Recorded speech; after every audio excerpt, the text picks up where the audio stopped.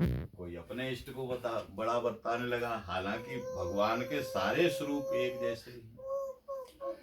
तो ये होने लगा भी बताओ भाई भगवान कौन बड़ा है। तो उसमें से जो है मंथन हुआ कि भाई इसका तो बगैर परीक्षा के कैसे कह दिया जाए, परीक्षा ली जाए। भगवान जो है तो बोले एक काम करो, 3 देवता लोग हैं, उन तीनों देवताओं में से देखो भाई कौन कौन है। कि भगवान शिव हैं, भगवान विष्णु हैं और श्री नारायण जी हैं। इन तीनों में से देखो कौन। तो देखे कौन भाई, परीक्षा कौन करेगा। तो परीक्षा में ये था कि भाई कोई संत ही जो है जाकर के परीक्षा करे भगवान की, क्योंकि संत जो है देवताओं से बड़े हैं। संत देवताओं की परीक्षा ले सकते हैं, भगवान की भी परीक्षा ले सकते हैं, अन्य कोई जो है भगवान की परीक्षा नहीं। और जैसे संत हैं वैसे ही भगवान है। भगवान और संत में कोई भी अंतर नहीं। तो उस समय जो है सबसे बड़े संत ढूंढे गए, तो उसमें प्रभु जी जो परशुराम जी के पिता हैं, उनको निश्चित किया गया कि महाराज आप जो है पता करो कि सभी देवों में से बड़े देव किसको माना जाए, कौन है। तो सबसे पहले जो है वो गए भगवान भोलेनाथ के यहाँ और जाकर के जो है भगवान भोलेनाथ को अपना अब शब्द बोलने लगे। कुछ देर तो भोलेनाथ ने सुना, उसके बाद उन्होंने जो है अपना तीसरा नेत्र खोल दिया। लेकिन प्रभु जी का वो कुछ बिगाड़ नहीं सका उनका तीसरा नेत्र, क्योंकि भगवान शिव का तीसरा नेत्र एक टेस्ट किट है। अपना तीसरा नेत्र खोलते हैं, सामने वाले को चेक करते हैं, अगर वो राम का भक्त है तो उसका कुछ नहीं बिगड़ेगा, और अगर वो काम का भक्त है तो जल करके खाक हो जाएगा, नष्ट हो जाएगा। ये उनके पास टेस्ट। तो वहां से भृगु जी फिर चले विष्णु जी के पास।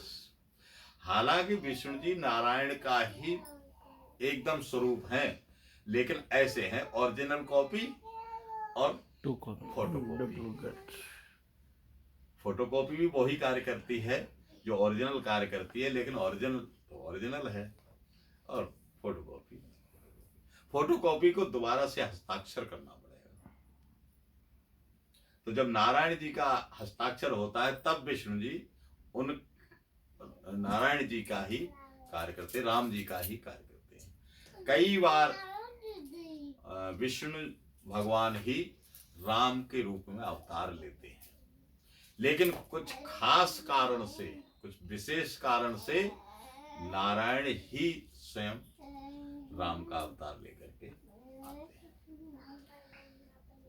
विष्णु जी के पास जब गए तो विष्णु जी ने थोड़ा सा और देर तक जो है भृगु जी की कड़वी बातें सुनी, लेकिन उसके बाद फिर उनको भी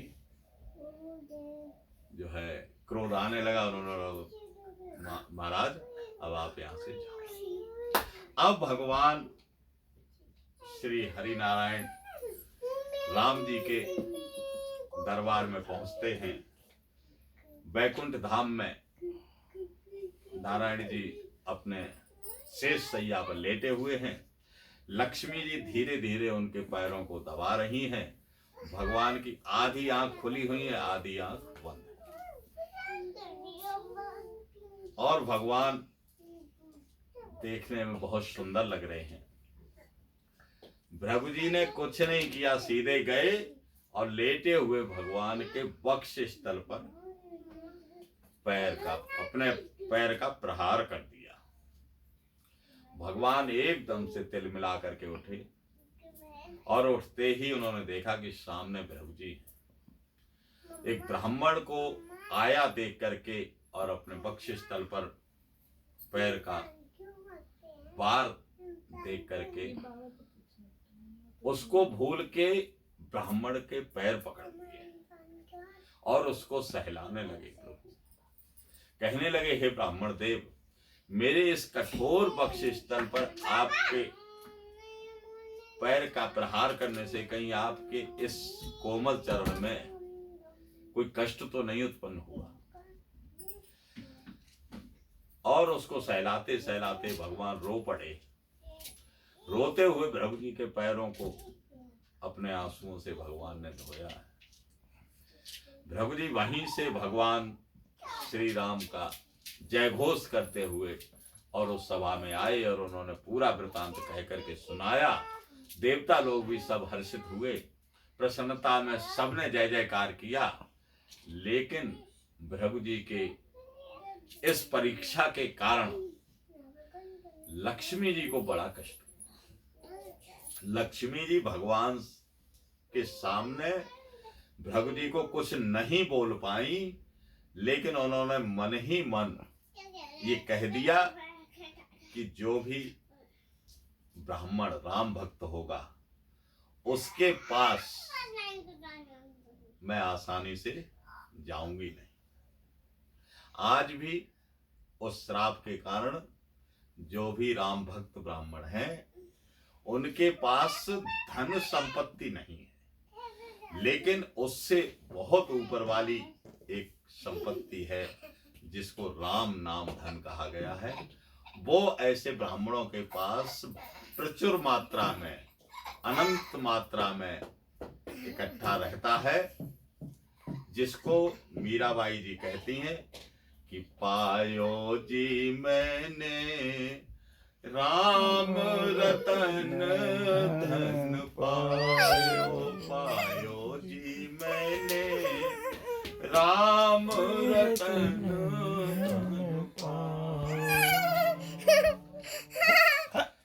जब वीडियो बंद करता हूँ। भगवान श्री राम ने, श्री नारायण ने जब लक्ष्मी जी के हृदय के उन भावों को पढ़ा कि इन्होंने ब्राह्मण कुल को ऐसा श्राप दे दिया है, तो भगवान ने विशेष व्यवस्था ये ऐसी की है कि मैं अब आज के बाद धराधाम पर अगर जाऊंगा तो ब्राह्मण, गौ, देवता और संतों के लिए ही जाऊंगा। इसीलिए कहते हैं कि विप्रधेनु सुर संत हित लीन मनुज अवतार, तो निज इच्छा निर्मित तनु माया गुण गोपाल। सियावर राम जय राम, मेरे प्रभु राम जय जय राम। और इस धराधाम पर आकर के भगवान ब्राह्मणों का हित कैसे करते हैं कि जो भी भगवान राम के चरणों में प्रीति रखता हुआ ब्राह्मण है उसको एक सबसे बड़ा धन दे देते हैं। वह धन है संतोष धन। संतोष धन कैसे सबसे बड़ा है? कभी लोग कहते हैं कि गोधन, गज धन, बाज धन और रतन धन खान, और जब आवे संतोष धन सब धन धूरे समान। ऐसा संतोष धन भगवान श्री राम ब्राह्मणों को अर्पित करते हैं। आज